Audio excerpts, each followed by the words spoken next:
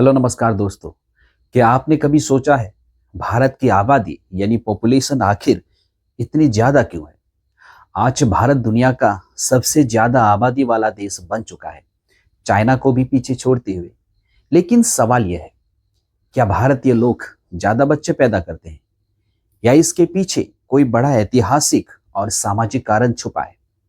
आज हम इसी सच्चाई को समझेंगे डेटा और लॉजिक के साथ। पहला कारण, ऐतिहासिक वजह। अगर हम 1950 के आसपास जाएं, तब भारत की आबादी लगभग 36 करोड़ थी। उस समय मेडिकल सुविधाएं कम थी, बच्चों की मृत्यु दर बहुत ज्यादा थी, इसलिए परिवार ज्यादा बच्चे पैदा करते थे। ये एक तरह की सुरक्षा रणनीति थी। लेकिन बाद में क्या हुआ? मेडिकल सुविधाएं सुधरी, मौतें कम हुई, लेकिन जन्म दर तुरंत कम नहीं हुई। मान लीजिए किसी समय देश में बहुत ज्यादा बच्चा पैदा हुए। जब वही बड़ी संख्या में पैदा हुए बच्चे बड़े होकर माता पिता बनते हैं, तो भले ही हर परिवार कम बच्चा पैदा करे, कुल जन्मों की संख्या फिर भी ज्यादा रह सकती है। सुनने में थोड़ा कंफ्यूजिंग लगता है, लेकिन एक सिंपल एग्जाम्पल से समझते हैं। न्यूमेरिक एग्जाम्पल, सबसे आसान तरीका। मान लीजिए किसी देश में पहली पीढ़ी में 100 महिलाएं हैं। हर महिलाएं 5 बच्चा पैदा करती है, तो कुल बच्चे हुए 500। अब समय बीता, ये 500 बच्चे बड़े होकर माता पिता बन गए। सरकार ने जागरूकता फैलाई, शिक्षा बढ़ी, और अब हर महिलाएं सिर्फ 2 बच्चे पैदा कर रही है। सुनने में लगता है कि आबादी कम हो जाएगी, लेकिन नहीं। अब माता पिता बनने वाली महिलाओं की संख्या 100 नहीं, बल्कि 250 हो चुकी है, क्योंकि पिछली पीढ़ी बहुत बड़ी थी। अब गणित देखिए, 250 महिला, अगर इनको 2 से मल्टीपल करें तो 500 बच्चे, यानी जन्म दर आधी हो गई, लेकिन कुल जन्म उतने ही रहे। यही है पॉपुलेशन मोमेंटम। सरल शब्दों में, जब पिछली पीढ़ी बहुत बड़ी होती है, तो अगली पीढ़ी में जन्म दर गिरने के बाद भी कुल आबादी कुछ समय तक बढ़ती रहती है। इसे ऐसे समझो, ये एक चलती हुई ट्रेन की तरह है।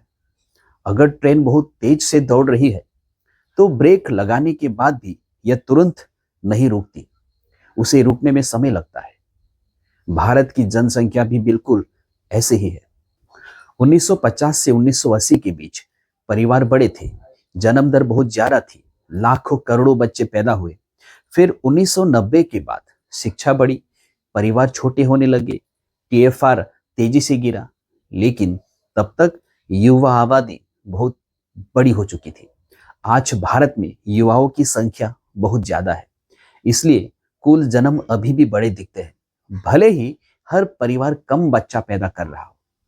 1990 और 1980 के बीच परिवार बड़े थे, जन्म दर बहुत ज्यादा थी, लाखों करोड़ों बच्चे पैदा हुए।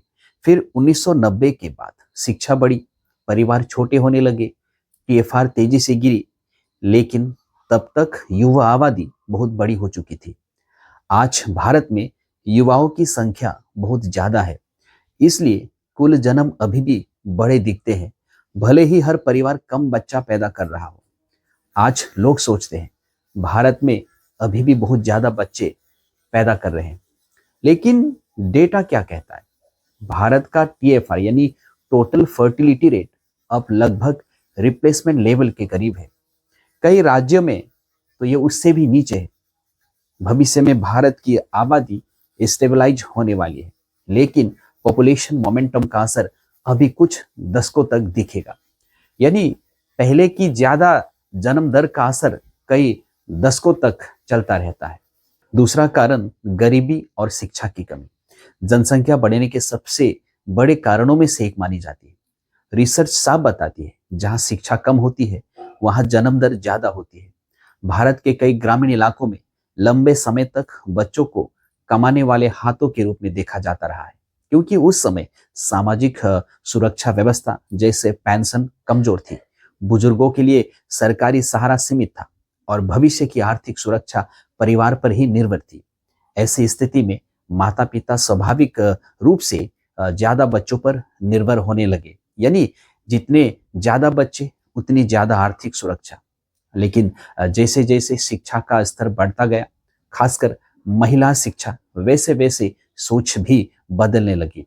लोग परिवार नियोजन अपनाने लगे, बच्चों की पढ़ाई और परिवार पर ज्यादा खर्च करने लगे और परिवार का आकार छोटा होता गया। यही कारण है कि जिन इलाकों में शिक्षा और जागरूकता बढ़ी है, वहां जनसंख्या वृद्धि की रफ्तार स्पष्ट रूप से धीमी पड़ती दिखाई दी।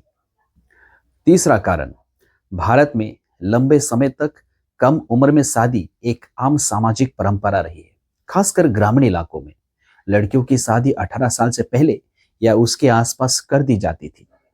अब यहाँ एक सिंपल सा गणित समझिए, जितनी जल्दी शादी उतना लंबा रिप्रोडक्टिव स्पेन और उतनी ज्यादा बच्चों की संभावना। यानी अगर किसी महिला की शादी 18 साल में होती तो उसके पास बच्चे के जन्म के लिए ज्यादा साल होते हैं। लेकिन अगर शादी 25 से 30 साल में हो तो नेचुरली बच्चों की संख्या कम रहने की संभावना बढ़ जाती है।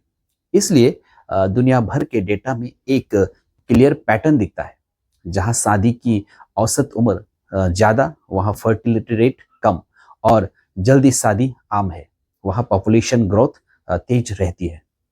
चौथा कारण, स्वास्थ्य सेवाओं में सुधार। ये सुनकर अजीब लगेगा, लेकिन बेहतर हेल्थ केयर भी आबादी बढ़ने की वजह बनी। आइए इसे स्टेप बाय स्टेप समझते हैं।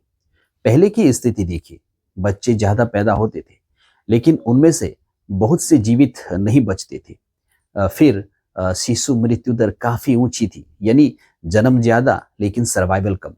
फिर धीरे धीरे मेडिकल सुविधाएं बेहतर हुई, टीकाकरण यानी वैक्सीन बढ़ा, अस्पतालों तक पहुंच आसान हुई और इसका सीधा असर पड़ा। अब बच्चे कम मरते हैं, ज्यादा बच्चे बड़े होकर वयस्क बनते हैं। लेकिन यहाँ आता है असली ट्विस्ट, जन्म दर तुरंत तेजी से कम नहीं होती, उसे गिरने में समय लगता है।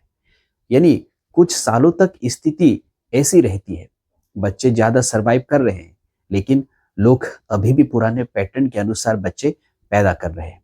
इसी टाइम गैप में जनसंख्या तेजी से बढ़ती है। इसे पॉपुलेशन स्टडीज में डेमोग्राफिक ट्रांजिशन फेस कहा जाता है। क्या भारत में अभी भी बहुत ज्यादा बच्चा पैदा हो रहे हैं? यह सबसे बड़ा मिथक है। सच्चाई यह है, भारत का टोटल फर्टिलिटी रेट यानी टीएफआर अब लगभग 2.0 के आसपास आ चुका है, जो कि रिप्लेसमेंट लेवल के करीब है। मतलब भारत की जनसंख्या अब धीरे धीरे स्थिर होने की तरफ बढ़ रही है। भविष्य में कई राज्यों में आबादी घट सकती है।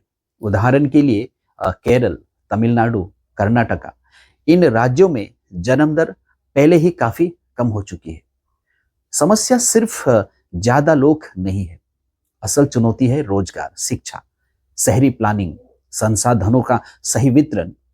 अगर 140 करोड़ लोगों को सही तरीके से स्किल का अवसर मिले तो यही आबादी भारत की सबसे बड़ी ताकत बन सकती है। इसे कहते हैं डेमोग्राफिक डिविडेंड। भारत के कई घरों में एक वाक्य आज भी सुनाई देता है, कोई बात नहीं, अगली बार बेटा होगा। लेकिन क्या आपने सोचा है इस सोच का समाज पर क्या असर पड़ा? कई परिवार में बेटा पाने की चाह में बार बार बच्चे पैदा किए गए और नतीजा, घर में बेटियों की संख्या बढ़ती गई। यहां हम बात करते हैं तथ्यों और समाज की असली तस्वीर की। भारत के पारंपरिक समाज में बेटा चाहने के पीछे कई कारण थे।